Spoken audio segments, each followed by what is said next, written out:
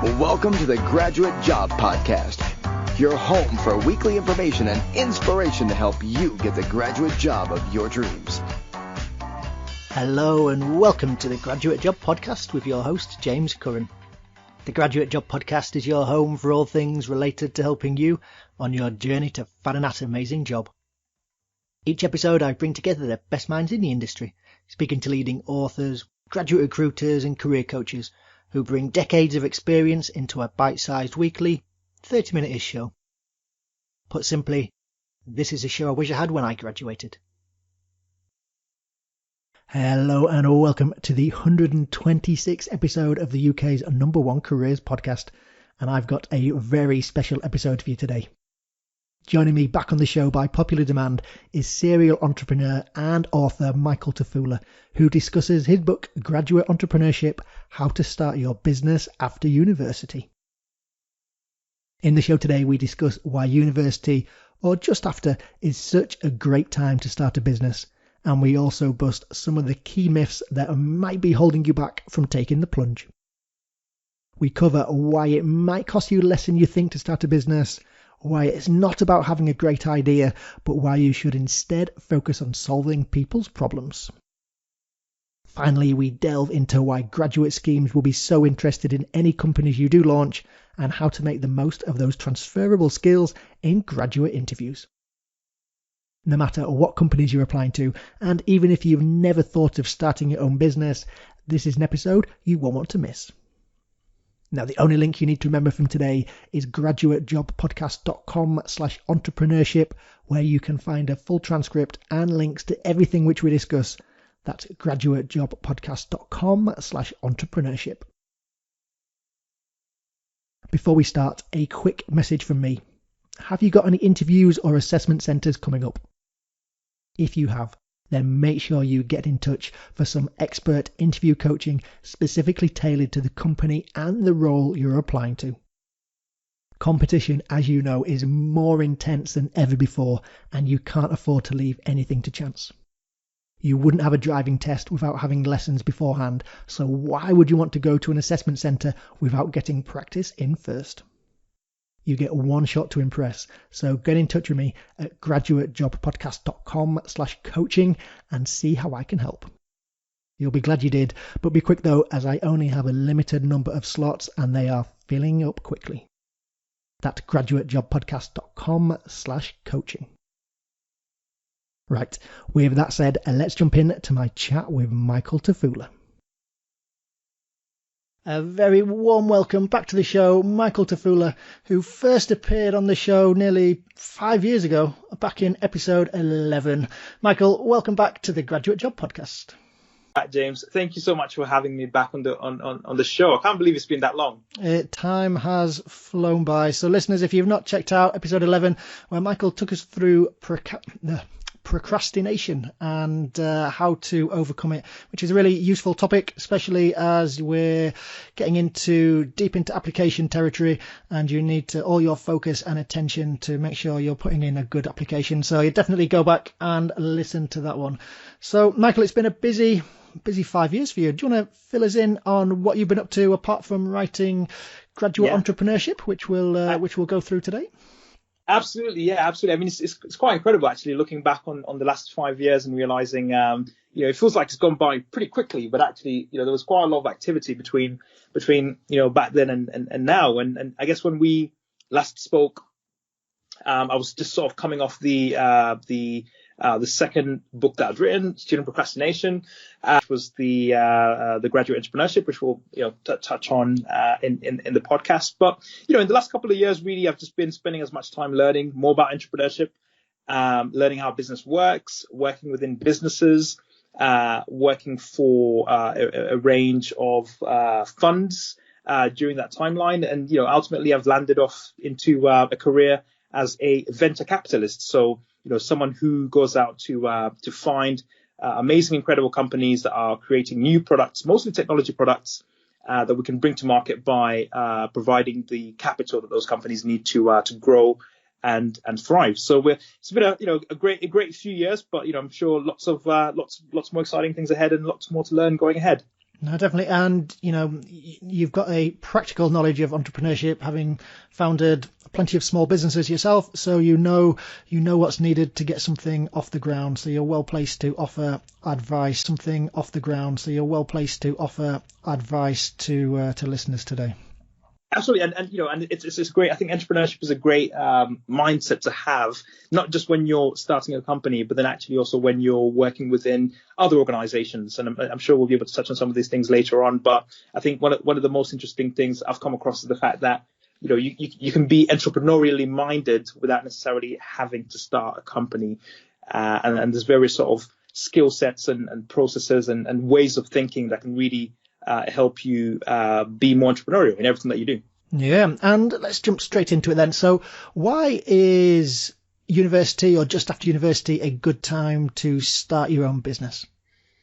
Well, one of the things I actually touch on in the book is this idea of having a bit of a graduate advantage, right? So, there's been a bit of research around how well companies perform, and how well they're going to do depending on the quality of the management teams and the quality of the founders that they have. And, having a university degree can provide a number of benefits, one of which is network. So the people that you meet at university, the contacts you make while going to university, all these things can actually come in handy when you go off to start a company and you're looking to find the right contacts to help you develop your ideas further, or potentially even to find prospects and people that you can actually sell your services to. So, coming right out of university, you come out with a network, usually anyway, that can be quite valuable in helping you develop your idea.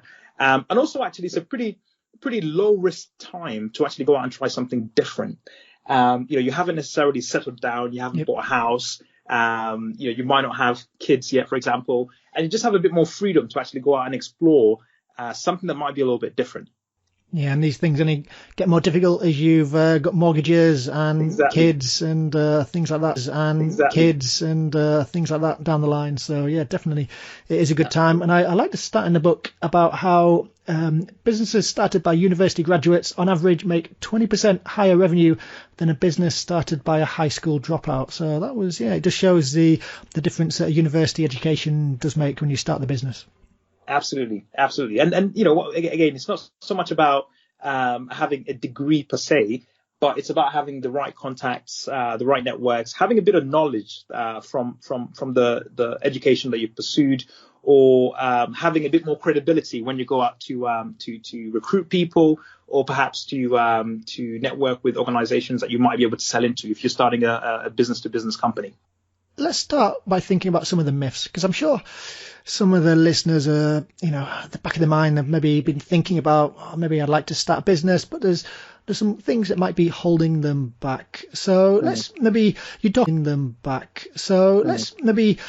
book about the different myths that can hold people back. So let's just explore those a little bit. So the first one is that you need a great idea to start a business. Tell us why this might not be the case.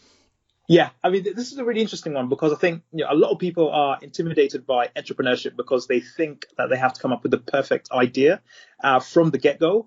But what's really interesting is that if you look at any successful business, right, they always start off with a very simple proposition. I've got a very old example here with, I guess, we all know Sir Richard Branson is now going off into space and starting a space tourism company. But when you think about the company that he started, Virgin, right? So it started off as a mail order business. So this is very, very old school way of selling music through the post, right? So someone would send in a check or pay for something and then get a piece of vinyl or a record back then. That would be about more contemporary companies like, Facebook or Google or TikTok. All these companies start off with a very, very simple idea that eventually grows into something more meaningful and something more substantial. So I think, a lot of people get distracted by this idea of, I need to find the perfect thing that I can start, when actually a lot of ideas start off very simply and then you sort of build on from there. Right now we all use Google every day when we're searching for things on the internet, but actually Google Maps came later on. That's another aspect of Google. YouTube was acquired later on by Google. Google now is also actually working on self-driving cars and a bunch of other really interesting things. But, the core of the business and the core original DNA of the business was very, very simple. So I think, we kind of have to put that idea aside of, I have to find the perfect idea. What you want to do is find a small thing that you can sort of execute on really, really well and then build from there. That's great advice. And comparing where businesses are 30 years down the line versus where they started off is not a good comparison a good comparison piece. Just start with a small idea, and then you never know where it might grow and meander to, and the different directions that you might take along the way. Absolutely. So another myth that people might have is that entrepreneurs are born, not made. Do you think this is the case? Absolutely no. I mean, there's certainly certain things that some people have innately, and they might be a little bit more comfortable taking more risk, for example, or they might be a little bit more extroverted, so they can go out there and be very salesy and network and meet new people. But I think entrepreneurship is mostly a process, and any process that can be repeated on a regular basis is a process that can be improved. So a lot of entrepreneurs were definitely not. They were actually just people that had a small idea that grew into something a lot larger, and have had to learn along the way on how they can actually be better entrepreneurs. In the industry that I operate in venture capital, we meet entrepreneurs very early on when they're starting their companies. And a lot of times you can see that those entrepreneurs are very passionate about what they're building, but they've got some skill gaps in terms of how they can be better CEOs. And the very best of them take that on, and actually they can practice specific skills around management, leadership, and they can start to develop those skills as they grow their business. They can also grow along that business and become better CEOs. So I definitely think entrepreneurship is something that you can learn, because it's a process, and the very best entrepreneurs are always learning. Yep, no, that's a really good point. And one of the things that maybe entrepreneurs might see differently than average Joe on the street is the idea of risk, which is another one of the myths, that entrepreneurs love risk. Do you think you need to be a natural risk taker to be setting up your own business?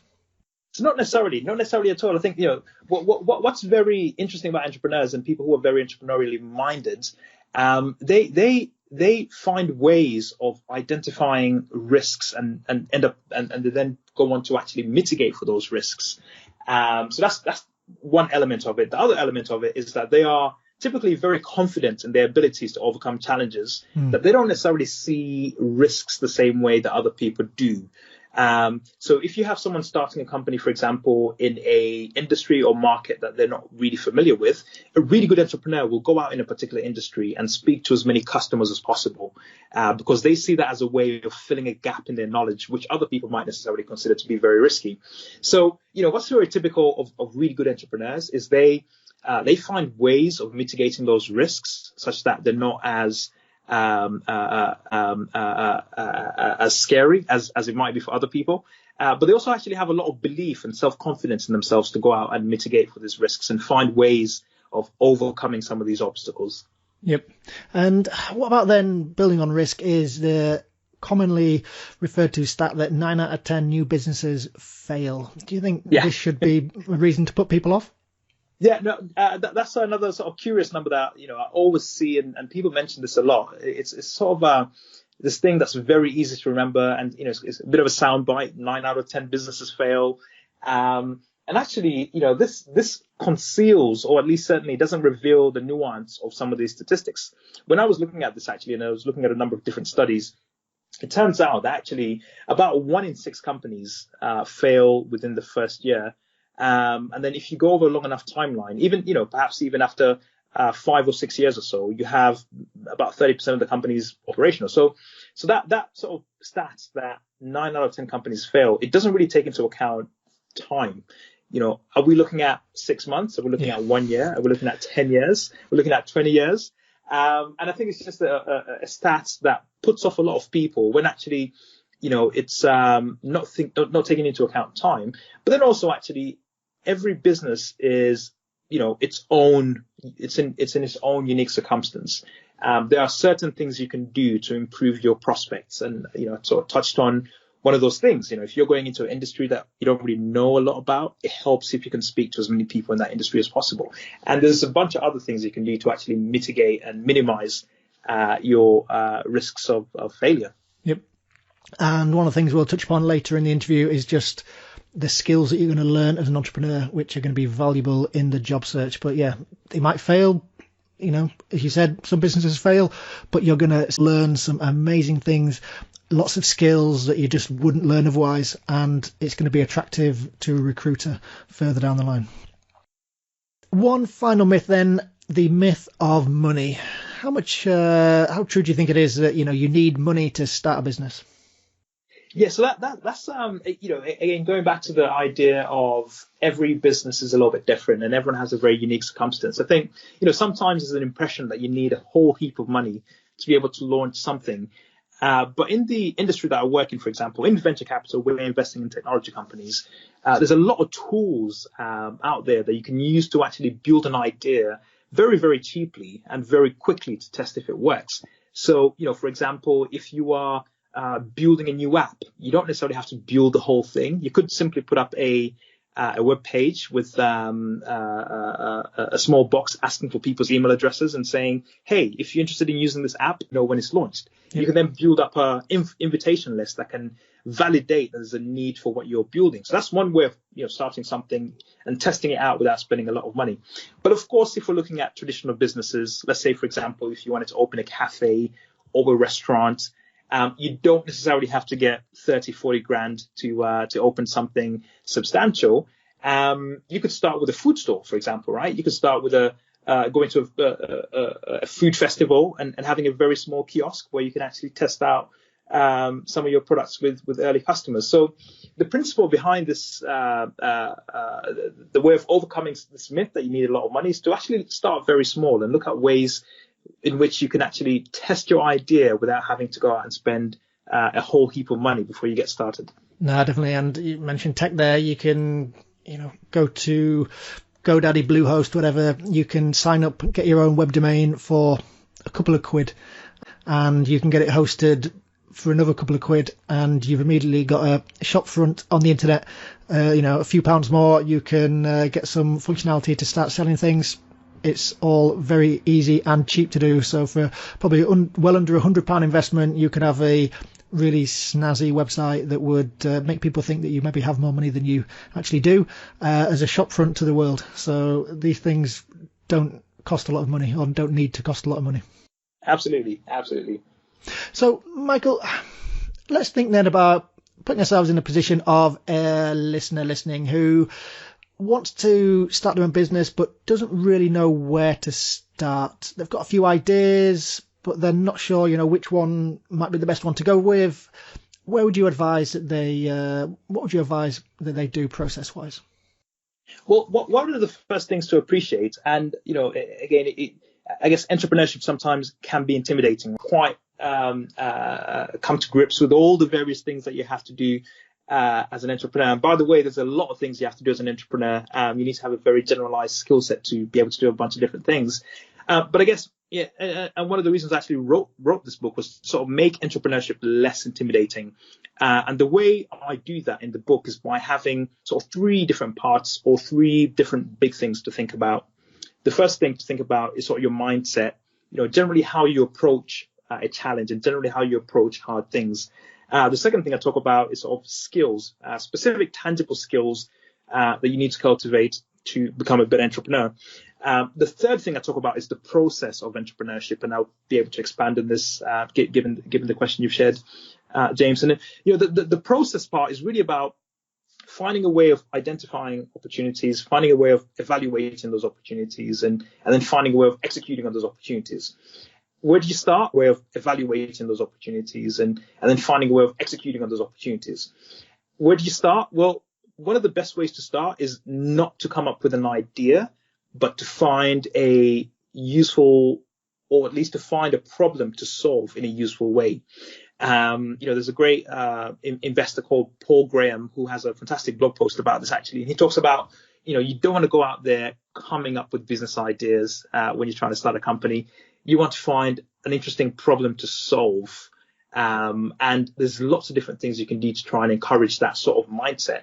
One of the things is just basically be very observant about the things around you. Any problem that you come across, you can ask, well, how can we solve this? Or any solution you come across, you might ask, how can we change the status quo with this particular issue? So, one of the best things to do if you're thinking of starting a business is to immediately start asking, okay, what interests work and what can we do to actually change things for the better? Yeah, that's a brilliant example. And if you look at a company like Uber, where what was the problem? The problem was that taxi companies always lied to you about where the taxi was. You didn't know how much it was going to cost. They always said it was 5 minutes away when it was half an hour away, and it was a pain to get hold of. And it was a problem for the taxi drivers as well, right? So they had irregular income streams, irregular customers.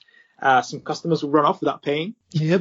There was a massive payments problem. So it was a two-sided problem in that instance. And Uber came up with a fantastic solution to solve that particular problem, which is remarkably simple when you think about it. And I remember reading an interview with the UK managing director who launched Uber, and he said he couldn't believe that the incumbent firms like Addison Lee in London didn't just start their own app, and do the same thing. And they had they launched a great product, and it's been well liked by people. So and that solved problems on both sides, as you mentioned. Absolutely, yeah. And again, just going back to the principle around starting small and starting with a very basic idea. I'm not sure if you read about the history of Uber actually, but they started off as a premium limousine service that you would order on your mobile phone before they actually expanded out to have taxis and regular taxi drivers on the platform. So they started with a very, very small market in the US, focusing specifically on a very premium experience. And it was only when that became successful and that started taking off that they actually went out and expanded their business to have other taxi drivers on the platform as well. No, that's a good point. And as we said earlier, you never, once you start something, you never know which direction you might end up taking. So it's all about just starting and putting your ideas out into the world and seeing what bites. Absolutely. And it will be interesting to hear your perspective, James. When you started the Graduate Job podcast, how did that sort of emerge and how did that evolve? No, so it's, as you mentioned earlier about finding a problem. So the problem I had was that I was doing helping with recruitment, graduate recruitment, and it was a couple of things. One, I was surprised at the gap in knowledge that was expected from our expectations as a consulting company, where we expected graduates to be, and the level of some of the graduates who were applying. So I saw there was a big knowledge gap. And then the other thing was, as a sort of go-to person for family and friends for applications and CVs and cover letters and things, I found I was always telling people the same thing over and over again. Yeah. So I thought, I thought it was a good way to share some of this knowledge. That's amazing. That is amazing. It's been going a while, but helped by brilliant guests like yourself, so who bring the knowledge. It's a great show. No, thank you. And for me, it was a real passion project, launching the podcast. Thinking now about the business, or a business specifically, how important do you think passion is? Is it important to be, should you be passionate about what you do, or is it more important to be passionate about making money in something that you might not be as interested in? Yeah, well, what's really interesting is that sometimes the passion comes afterwards. You see, passion is a little bit like motivation in some ways, in the sense that, have you ever sort of felt, very hesitant to do something, but the moment you started to do it, all of a sudden motivation came out of nowhere. Passion in some ways is like that. And, I like to think about sort of Steve Jobs to do something, but the moment you started to do it, all of a sudden motivation came out of nowhere. Passion in some ways is like that. And, I like to think about sort of Steve Jobs in this instance. I appreciate he's been overused as an example. Apple as a company is overused as an example in entrepreneurship circles. So I do tire sometimes of using it a lot. But, Steve Jobs, if you read his autobiography, there's a rather not autobiography, a biography by, I think it's Isaac Walton. Yep. And he talks about how Steve Jobs initially just wanted to make money. He just wanted to make money, right? He wanted to find a way of making money, and he got into this personal computer business, and that started to take off. And then he became very passionate about bringing amazing products to customers. But if you read the biography, there's a sort of a section in the early parts of the book where, it's quite clear that Steve Jobs wanted to find a way of making money. And actually, he was quite sort of ruthless in the way that he operated commercially in terms of generating substantial financial returns for himself and, eventually his company and his shareholders. But sometimes the passion comes afterwards. Now, of course, some people are born with an innate passion for something. I've got a really good friend of mine who was born from a very, very, very young age, he wanted to be a pilot. And he just practiced, and now he's a commercial pilot. And then I've got other friends who actually, it took them a little bit longer to find out what they were good at. Interestingly enough, they actually became more passionate about a certain thing that they became good at after a very, very long time. So in the book, I talk about having, there's a fit theory of passion, which talks about people who are looking for something they can just slot into, and they've got this innate passion for something and they're out there trying to discover it. And then you've also got the developed theory of passion, which talks about, you become good at something first before you can actually become super excited about it and super passionate about it. Maybe you want to start a business in the fashion industry. Maybe you want to start a business in the music industry. That might be an innate passion that you have. But I would urge sort of the listeners to also be a little bit more open-minded, right? You might experiment with other things, and it might take a while before something takes off, before you can actually all of a sudden become more interested in it. But I think the Steve Jobs story is quite interesting, and it's definitely worth checking out the biography. And it's quite telling to see that early on he was very motivated by money, and then this Apple thing took off and became an incredible company, and he became very, very passionate about being an entrepreneur, being a CEO, and building amazing products. No, and Michael mentioned books there, and you definitely do need to check out his book, Graduate Entrepreneurship: How to Start Your Business After University. You can find links to it in the show notes, where will also be a full transcript, which today will be at graduatejobpodcast.com/entrepreneurship. And speaking of books in it, graduatejobpodcast.com/entrepreneurship. And speaking of books in it, the reading list is mightily impressive. You must have read hundreds of books to pull it together. So, Michael is an extremely well-read man. It goes back to the passion thing, doesn't it? I mean, sometimes if you're really, really curious about something, you end up spending a lot of time on it, and oftentimes it doesn't feel like work. But curiosity can be a very powerful motivator as well when you're sort of working through challenging things. No, definitely. And let's maybe dive into the topic of skills now. I recently had on the graduate recruitment manager for Capgemini a couple of episodes ago, talking about the graduates they're looking for and how to apply for Capgemini. And it's interesting. One of the things he talked about was just how interested they are to find out about applicants' side hustles.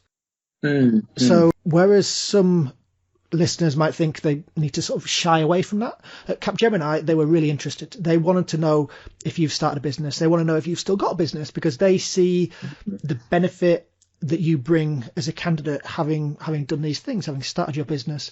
And, they were happy that you'd, because Dan Doherty in the episode talked about how the majority of people with side hustles, they don't want it to be permanent. They're just happy for it to be sort of ticking on in the background.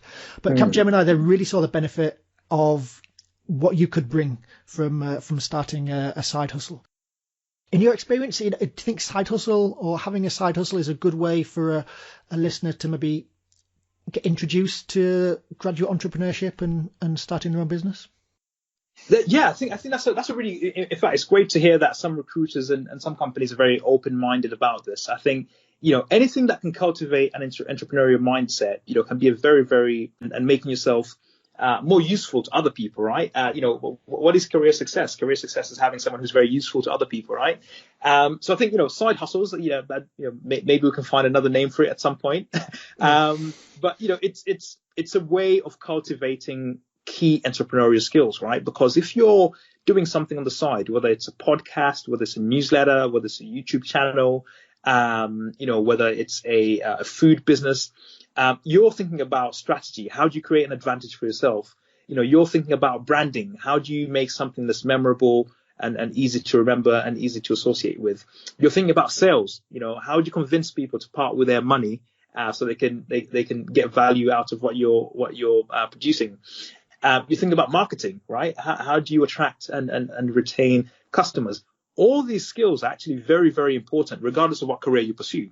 Yep. In fact, if you look at some of the top businesses in the world, the top businesses in the world, the FTSE 100 companies, or you look at any successful company and you look at their senior team, a lot of people in the senior team will have some entrepreneurial experience, or certainly at least they'll have one of the skills I've just spoken about, and they'll have a huge depth of experience in that particular category, whether it's strategy, whether it's marketing, whether it's sales, whether it's branding, or whether it's finance. These are all key skills that can be cultivated with a side hustle and through entrepreneurship as well. Completely. And, if you were to start a business after university, spend a couple of years on it, and then decide you want to get a graduate job, then you're going to have a couple of years of such brilliant experience. You're going to have so many answers to competency questions coming out your ears. Absolutely. In terms of difficulties you've been through, things you've learned, marketing skills, sales skills, communication skills. It's going to really make you stand head and shoulders above other applicants who maybe just apply. And it could take off. It could take off, and it could turn into an incredible company, right? I was just reading about the founder of Gymshark.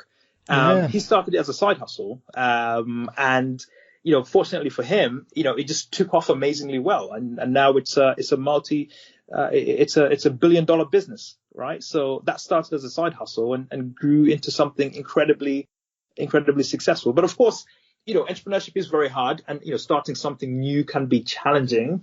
But as you were saying, James, actually, even if the company doesn't work out, there's a lot that you can learn from something that hasn't been as successful. Yep. In fact, sometimes we actually learn more from things that don't work out than from things that actually take off and become incredibly successful. So yeah, I think it's worthwhile thinking about starting something, even if it's small, even if it doesn't make a lot of money. It can be a really, really powerful way of putting into practice those key skills that can help you throughout your career. Strategy, marketing, sales, branding, finance. These are things that you want to cultivate regardless of what industry or career that you're going into. Definitely. And that is probably, with time running away from us, is probably a great point for us to finish the main part of the interview on before we move on to the weekly staple questions. So let me put you on the spot, Michael. We talked about books earlier. What one book would you recommend that listeners should read? Well, that's a really good question. So I tend to read a lot, and I'm always sort of recommending books depending on where people are at their, in their particular circumstance. I think, the Steve Jobs biography is probably a pretty good book to read. I think I would highly recommend that, just so people can see how the entrepreneurial process evolves over time. So I think that would probably be a great biography to read, and it's a fun read as well. It's quite fun to read that story. So it's quite an easy read. Oh, definitely. And I will link to that in the show notes. So good recommendation there. So next question, Michael, what one website or internet resource would you point listeners towards? So I think, for someone who's just coming out of university and perhaps thinking about what to do next, you probably want to read from lots of different places. You want to read various websites that can really help you have a good understanding of the world commercially. So I'm probably going to be quite boring and encourage, readers to read a substantial newspaper. So maybe the Financial Times, fairly boring, but I think it gives you, it gives you a sense of where the world is going. From a economic perspective and sometimes from a political perspective as well. So the FT is quite good for that. Definitely. And if you're used to just reading the Metro or the Free Evening Standard, it's the standard of journalism is much improved in the FT. So get yourself a cheap student subscription and you won't regret it. Absolutely. And even if you just flick through the headlines and then Google the story elsewhere, there'll be another publication that covers that particular story. Yep. So, what I used to do sometimes, I would just flick through the headlines and find the story on another sort of free website to read from. So I like that tip. That is a good one. So final question today, Michael. What is one tip that you'd recommend that listeners can implement today to help them on their job search? So I think learning how to really think about what you're hoping to achieve after university. Really thinking through what you want to achieve in life, really, and maybe this is a very fuzzy tip, but I would say take some time to think about what you want to achieve in life. Fairly cheesy, but I think shortly after university, it's a very transitional moment. It's a pivotal moment in your life. So I think it helps to just think about, from a big picture perspective, what would you like to achieve? Of course, plans change, and especially now that we have COVID, the world has sort of evolved in a very unexpected way. But if I was to give one tip, I would say try and think about where you want to be in maybe 3 years, perhaps, and work your way backwards from that in terms of what you need to do. So if it's a particular industry you want to work in, look for ways that you can accelerate your journey by putting in a lot of work now, and hopefully in 3 years' time you can get there. And by the way, if any of the listeners are interested in venture capital, I'm very easily accessible on LinkedIn and Twitter, and I'm always happy to answer questions about that and provide some guidance on how you can tackle your entry into the venture capital industry. Brilliant. That was going to be my next question. What was the best way that people can get in touch with you? But have you still got your website, or is it just mainly Twitter and LinkedIn? I've got a website, michaeltefula.com. Very easy to reach on Twitter. So my DMs are always open. So my Twitter is Michael Tefula. I'm also easily accessible on LinkedIn. So I've got a pretty much accept all LinkedIn connections. And I try to get back to people as quickly as I can as well.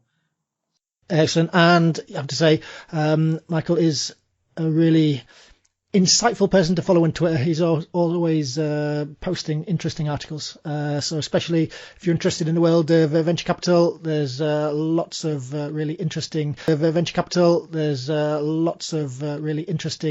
articles that Michael posts. So make sure you do check him out on Twitter. And all the links to everything we discussed today will be in the show notes at graduatejobpodcast.com/entrepreneurship. Michael, thank you so much for appearing on the Graduate Job Podcast, and hope to get you back next year with your new book. Thank you so much for having me, James. It's been a blast, and I look forward to doing another one.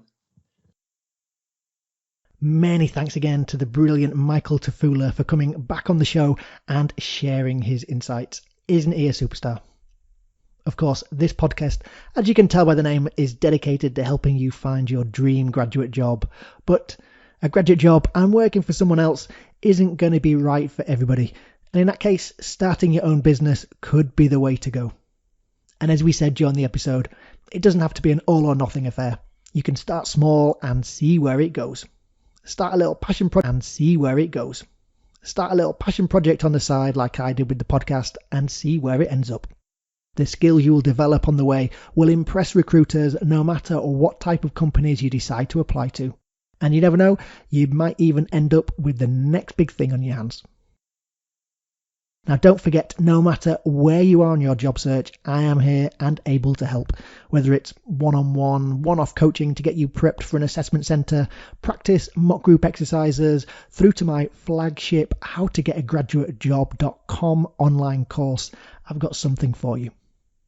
Getting a graduate job is so much easier if you aren't struggling by yourself.